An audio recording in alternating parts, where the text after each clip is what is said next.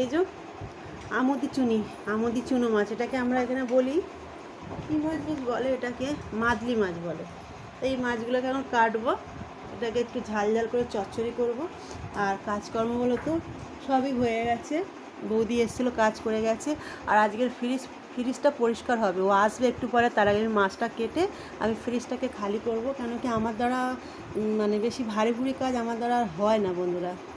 তা ওকে বলেছিলাম, তো ও আসবে, অন্য একটা বাড়িতে কাজে গেছে, সেখান থেকে করে আবার আমার বাড়িতে আসবে। তার আগে আমি ফ্রিজটা খালি করে রাখবো। তা বন্ধুরা তাড়াতাড়ি মাছটা কেটে নিই, বাকি কথা বাকি কী করছি না করছি সারাদিনের মধ্যে আপনাদের সঙ্গে শেয়ার করব। তো বন্ধুরা পরে আবার আসছি। তো বন্ধুরা রান্নাবান্না সব কমপ্লিট। আর এদিকে দেখেন সকাল থেকে জল বলে তো 1 ঘন্টায় জল এসেছিলো। আর মেশিন চালু করেছি, মেশিন হয়নি, মেশিন এখনও বাকি আছে। প্রত্যেক দিন এরকম প্রবলেম হচ্ছে, কালকেরও আমি কাপড় ধুতে পারিনি। এই যে এখনও একবার জল নেবে, তারপর মেশিন কমপ্লিট হবে। আর টাকির জলে কিন্তু তো হয় না মেশিন, না প্রেশার নেই অত জলের।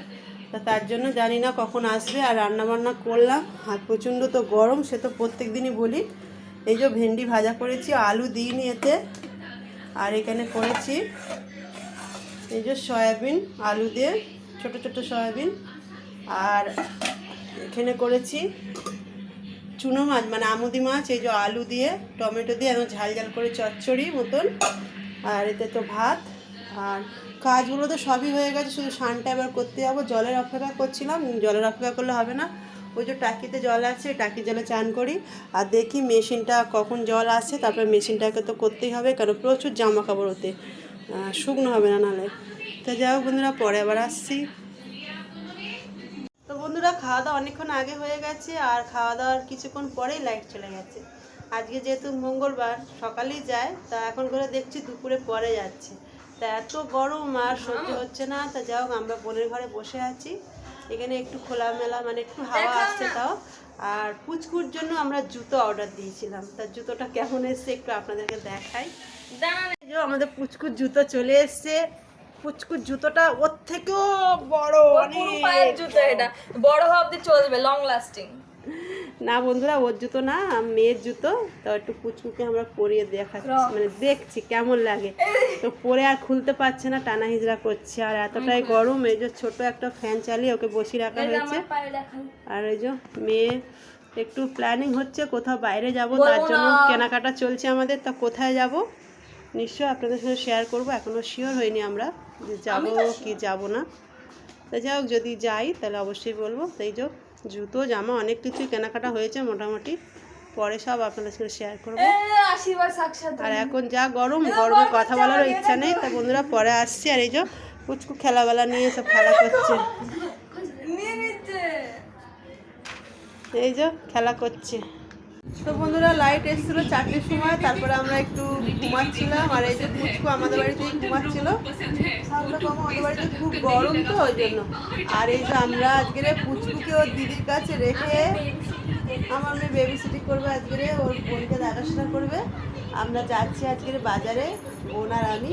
কেন ওকে নিয়ে গেলে খুব কষ্ট হয়, গরমে ওরও কষ্ট হয় আর আমাদেরও কষ্ট হয়, ওকে নিয়ে ঠিকমতো বাজার করতে পারি না আমরা। তো ওকে রেখে যাচ্ছি, আমরা আধা ঘন্টার মধ্যে ফিরে আসবো। তো দেখা যাক ও কেমন থাকে ওর দিদির কাছে। শুনু এই যে এখন মনে খেলা করছে, একটু ঘুমিয়ে নিল। তো বন্ধুরা যাওয়া যাক, বাজার থেকে ঘুরে আসছি, এসে বাকি কথা হবে। তো বন্ধুরা এই যে বাজার থেকে এসে গেছি, এসে খুব জোরে কী বলুন তো খিদে পেয়েছে। আজকে শরীর থেকে এতটাই ঘাম বেরিয়েছে যেন শরীর দুর্বল হয়ে গেছে। এই সময় কোনো সময় চা খাই না, এই সময়টা 7:30টা বেজে গেছে অলরেডি। তা যাই হোক একটু চা নিয়েছি, আর সঙ্গে নিয়েছি একটু মুড়ি। আর বাজার ঘাট এনে ওরকমই রেখে দিয়েছি, এখনও গুছাইনি, কিছু করিনি। এতটাই গরম হচ্ছে, মানে শরীর পুরো আলবিল আলবিল করছে। প্রথমে তো লাইট ছিল না অতক্ষণ, মানে গরমের মধ্যে। আর তারপরে বাজারে গিয়ে সব থেকে বেশি কষ্ট হলো। আর বাজারে ভাবছি যাবো না, কিন্তু তাও যেতে হয়। তা যাও বাজার কী কী এনেছি পরে দেখাচ্ছি, গুছাবো। এখন আগে চাটা খেয়ে নিই। আর চায়ের সঙ্গে দেখুন কী নিয়েছি। তো এই যে চা নিয়েছি, আর সঙ্গে নিয়েছি এই যে মুড়ি ভেলের মতন, মানে এর মধ্যে চানাচুর টানাচুর সব মাখানো আছে। প্রচণ্ড জোরে খিদে পেয়েছে, অল্পই নিয়েছি এই যে। আর পুচকু বেশ ভালোই ছিল দিদির কাছে, কাঁদিনি, কেন কেউ খেলা করছিল। আর বাচ্চাদের কাছে বাচ্চারা এমনিতে ভালো থাকে। আর টিভি দেখছিল, টিভিতে কার্টুন চলছিল ওই জন্য। তা বোন এসে ঘরে গেছে পুচুকে নিয়ে। আজ বোনের মা আসবে, আজ ওর খুব আনন্দ মনে। এখন রান্নাবান্না সব হয়ে গেছে, মা এসেছে সকালেই নেমেছে, মা মানে আমার জেঠিমা। তা বন্ধুরা চাটা খেয়ে নিয়ে তারপর সবজিগুলো গুছাবো। তার আগে এসে অনেক কাজ করলাম। তার আগে এসে জল লাগে মেশিন কমপ্লিট করলাম, 10 মিনিট বাকি ছিল। তারপর টাকিতে জল ভরলাম, বাথরুমে জল ভরলাম, ভরে এই সবে বসেছি। আগে কাজ সেরেছি, তারপরে খাওয়ার চিন্তা করেছি। আর রাতে রান্নাবান্না এই যে সবই আছে, আজকের আর কিচ্ছু করবো না। এইখানে এই যে বসলাম, চাটা খাবো, খেয়ে উঠে সন্ধেবাতি দেবো, দিয়ে তারপরে দেখবো খেলা, যে খেলা আছে কলকাতার। তো বন্ধুরা পরে আবার আসছি। তো বন্ধুরা বাজারে গিয়েছিলাম, এইমাত্র এলাম, এসে একটু রেস্ট নিলাম, কিছু কাজ ছিল সেগুলো সারলাম, একটু চা খেলাম। আর এই যে সবজিগুলো এবারে ফ্রিজে গুছিয়ে নেবো। প্রচুর সবজি এনেছি বন্ধুরা আজকে, তার কারণ বারবার বাজারে যেতে একদমই ভালো লাগে না। আর প্রচুরগুলো তো প্রচুর দামও সবজি, প্রায় 500 টাকার বাজার এটা। তা যাই হোক, এই যে এখানে নিচে ভেন্ডি, কুমড়ো, টমেটো, আর এখানে আছে পটল, তারপরে কচু, আদা রসুন, আর শসাটা তো প্রত্যেক দিনই লাগে। আর তার সঙ্গে এই যে নিয়ে এসেছি ডাঁটাটা আমরা পুরো বছরেই খাই মোটামুটি। আর একটু পাকা আম নিয়ে এসেছি, আমের তো সিজন শেষ হতে গেল, আর তো পরে খেতে পারবো না। তো যা আমটা দেখে তো মনে হচ্ছে খুব ভালো, মিষ্টিও হবে। আর এই যে পালং শাক এনেছি, আপনাদের দাদা বলেছিল, তার শাক বলে তো পুঁই শাকটা পেলাম না এই সপ্তাহে। মানে বৃষ্টি হয়ে বলছে পুঁই শাক সব নাকি খারাপ হয়ে গেছে, কালো কালো হয়ে গেছে।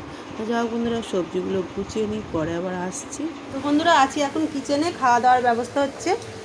আর সকালে তো সয়াবিন তরকারি ছিল, আর এই যে মাছের চচ্চড়ি, আপনাদের দাদা খাবে না বললো, তার জন্য এই যে ডিম ভাজা করছি।